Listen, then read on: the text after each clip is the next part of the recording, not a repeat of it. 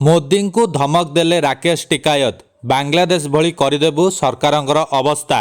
आसंतु जानिबा एहार services खबर विषय रे। भारत किसान यूनियन रो जातीय मुखपात्र राकेश टिकायत को एक विवादीय मंतव्य एवं सामना को आसी जहाँ देशर राजनीति रे आलोड़न सृष्टि करिछि। से सीधा सड़क प्रधानमंत्री नरेंद्र मोदी को धमक भरा चेतावनी देइछन्ति। टिकायत कहिछन्ति जे जदि मोदी सरकार उपयुक्त पदक्षेप न नियंती तेबे बांग्लादेश भली परिस्थितिर सम्मुखीन होई पारंती। एक टीवी चैनल रे देइथिबा एक साक्षात्कार रे टिकायत कहिथिले आमे बांग्लादेश भली खूब शीघ्र मोदी सरकार को शेष करिवु। जेउ दिन आमे ट्रैक्टर नै लाल किला जाइथिलु जदि से दिन आमे एहाकु संसद आडकु नै थांदु तेबे आमर सही दिन काम शेष हो जाता। बांग्लादेश रे हिंसा परे भारतीय राजनीति रे अशांति देखा देइछि बोली राकेश टिकायत कहिसंती।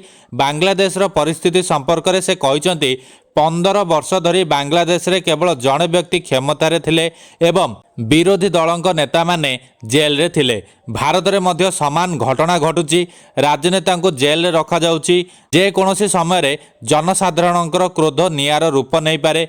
सेतेबेले एक बड़ भूल हो जाइतिला किंतु वर्तमान संपूर्ण प्रस्तुति चली। आमे कोनोसी परिस्थितिर सामना करने को प्रस्तुत। राकेश टिकायत को एही मंतव्य सोशल मीडिया रे भाइराल हेबारे लागिछि। यूजर्स माने एही वीडियो शेयर करुछन्ति एवं राकेश कर विरोध रे कार्यानुष्ठान दाबी करुछन्ति। अनेक लोक एहाको एक गुरुतर विपद बोली विवेचना करुछन्ति एवं तुरंत पदक्षेप नेबाको सरकार को अनुरोध करुछन्ति। सूचनायोग्य निकट रे बांग्लादेश रे संरक्षण को नहीं हिंसा सेठारे राजनीति को थराई देइथिला। एही हिंसा पर प्रधानमंत्री शेख हसीना को सरकार को इस्तीफा देबाकू पड़िथिला एवं तांको देश छाड़िबाकू पड़िथिला। वर्तमान शेख हसीना किछि दिन हेबो भारत रे रहिचंती।